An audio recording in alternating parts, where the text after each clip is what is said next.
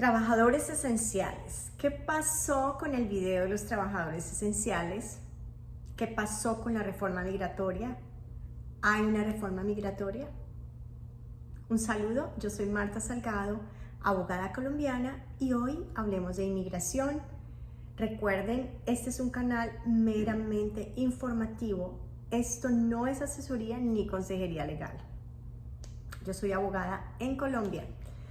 Ok, quería contarles qué pasó con el tema de la reforma migratoria, y yo les había prometido un video con trabajadores esenciales, quienes iban a estar incluidos en la reforma, etcétera, etcétera, etcétera.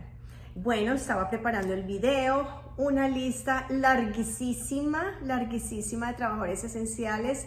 Estaba muy emocionada, era la posibilidad para muchos poder aplicar y calificar para esa reforma migratoria.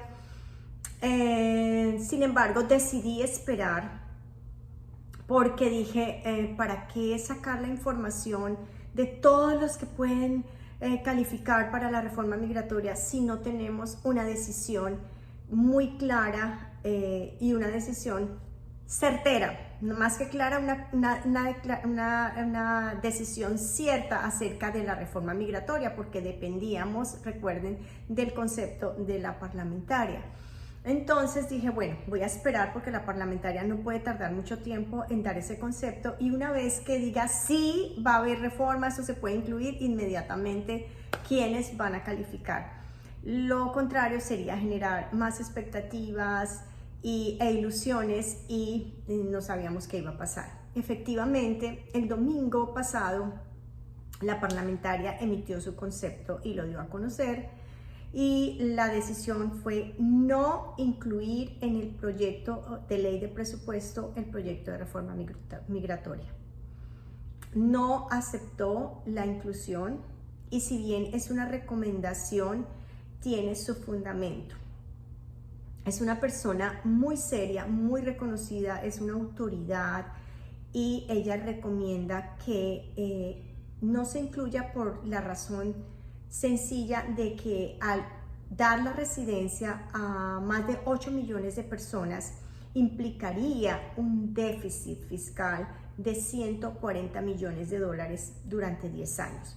¿Por qué? Porque al tener la residencia más de 8 millones de personas, esto implica gastos federales e inclusiones en todos los derechos que tienen los residentes, y eso generaría más bien un déficit fiscal.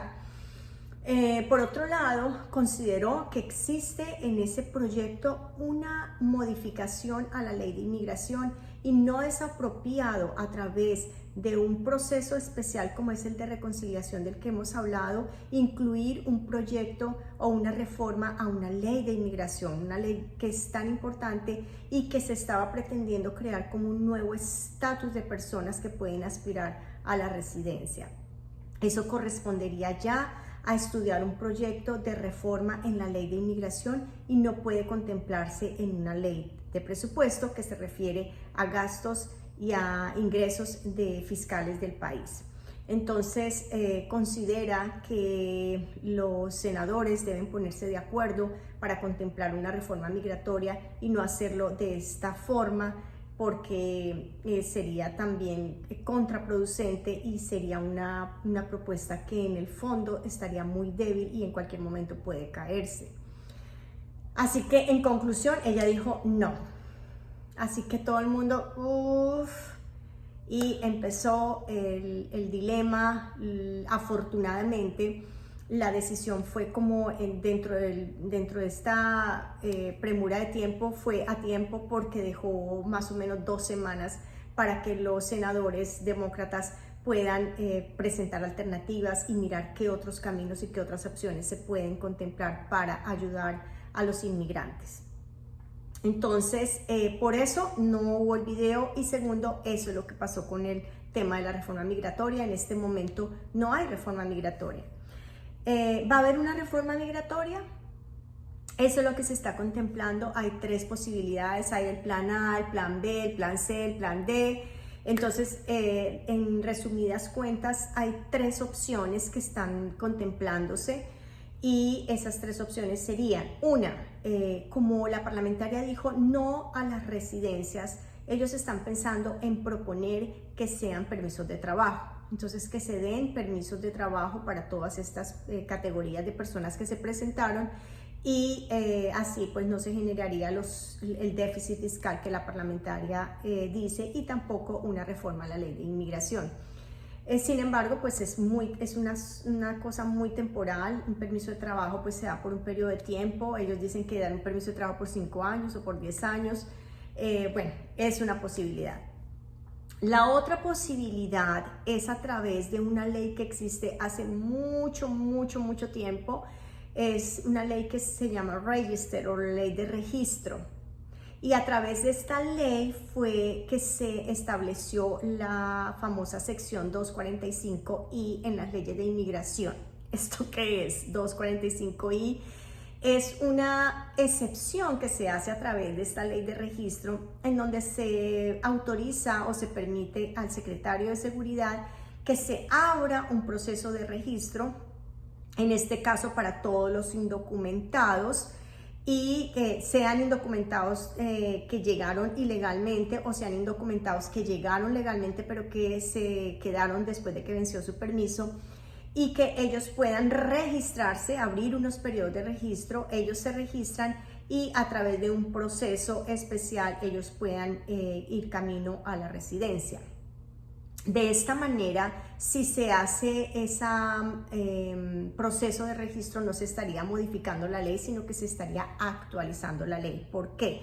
Porque este proceso de registro que se hizo, creo que fue en el año 1972, habla en el año, sí, creo que fue en el 72, bueno, no recuerdo la fecha, pero a través de esta ley de registro se permitió que todos los indocumentados que habían llegado en el año 1972 pudieran aplicar al ajuste de estatus si eran pedidos por un familiar. Y esta se abarcó desde 1972 hasta el año 2000. Todos los que estuvieran desde 1972 hasta el año 2000 podían registrarse, y si eran pedidos por un familiar o por un empleador, podían hacer el ajuste de estatus. Entonces, lo que se pretende ahora es que se actualice esa fecha, que no sean de los que llegaron desde 1972, sino se habla de que todos los que llegaron a partir del año 2011 hasta, no se sabe hasta cuándo van a poner, pero que tengan esa ventana, ese periodo de tiempo. Por decir un ejemplo, como ejemplo, todos los que llegaron el 1 de enero del año 2011 y que hayan estado en el país hasta el 1 de enero del año 2021, pueden aplicar y registrarse para aplicar a la residencia, al cambio de estatus. La diferencia con lo proyectado es que aquí tiene que ser una petición familiar, es decir, que todos los que tengan derecho a ese registro es porque tienen un familiar que los puede pedir, o un empleador, un patrono que los puede pedir. Entonces, pero se abre el campo de posibilidades para muchas más personas, y no solamente para lo que se había contemplado de trabajadores esenciales, DACA y los TPS. Entonces, bueno, vamos a ver, esa es otra posibilidad que hay. Realmente esto sería lo mejor, porque pues muchísimas más personas pueden calificar, y ahí sería el tema sería negociar el tiempo, cuál es la ventana, cuál es el periodo de tiempo que se tiene que evaluar para poder cubrir a la mayor cantidad de personas posibles. La otra posibilidad es el acuerdo bipartidista, ese proyecto de ley que ya está listo, que se pueda discutir y aprobar, y que sea en colaboración de los dos partidos. O sea, es una decisión bipartidista que también pues tiene sus dificultades por esa división tan drástica que hay entre los demócratas y los republicanos. Realmente el país en este momento está dividido entre los pro-inmigrantes y los anti-inmigrantes. Esa es la situación, así va la reforma migratoria. Vamos a esperar a ver qué pasa. De cualquier manera, tiene que haber una decisión, como les dije, a 30 de septiembre, pues la ley de presupuesto tiene que estar aprobada a partir del 1 de octubre. En este momento hay mucha revolución, porque pues está todo el tema fiscal y presupuestario del país, el techo de la deuda, bueno, en fin, la inflación, todo lo que está pasando. Entonces esperemos que pueda haber una decisión rápida y que podamos saber al menos algo que se solucione respecto del tema migratorio. Mi opinión al respecto. Primero, pues realmente la decisión de la reforma migratoria es una decisión política. Y es una decisión política que los partidos políticos están discutiendo de acuerdo a sus conveniencias y a cómo quieren ellos a futuro proyectarse para conservar sus curules. Esa es la realidad. Los demócratas obviamente pretenden esa pelea para ese proyecto de reforma migratoria porque eso significaría que casi 11, 12 millones de inmigrantes se conviertan después en ciudadanos que van a asegurar las curules de los demócratas que han apoyado la reforma migratoria. Entonces es conveniente para ellos. Y los antiinmigrantes, porque si ellos no dejan que pase la reforma migratoria, también aseguran sus curules, porque todos sus seguidores antiinmigrantes van a apoyarlos para que continúen en el Congreso. Es una batalla política también, más que humana, lamentablemente. Segundo, esa batalla política se ve agravada por la situación de la frontera. Lo que está sucediendo en la frontera realmente se convirtió en un tema inmanejable. Ha sido muy complicado. Cualquier decisión que tome el gobierno y el secretario de Seguridad Nacional se vuelve en contra de las políticas de inmigración. Porque se dio, por ejemplo, el TPS para los haitianos, inmediatamente miren la desbandada de haitianos que se generó, que se vinieron inmediatamente para la frontera a cruzar porque se dio el TPS. Pero no es una culpa de que el gobierno tome una decisión, sino de la información errada que llega a las personas. Tampoco es culpa de las personas que vengan corriendo a buscar, wow, se abrió la puerta, yo voy a entrar a ver cómo puedo beneficiarme de todas estas posibilidades, sino que también es la falta de información o la mala información o la información errada que se hace a propósito y a conveniencia de los traficantes, de los delincuentes, que están diciéndole a las personas que las fronteras están abiertas, que se vengan para Estados Unidos, que Biden está dejando entrar a todo el mundo, que todo el mundo se va a legalizar, que todo el mundo va a estar bien aquí.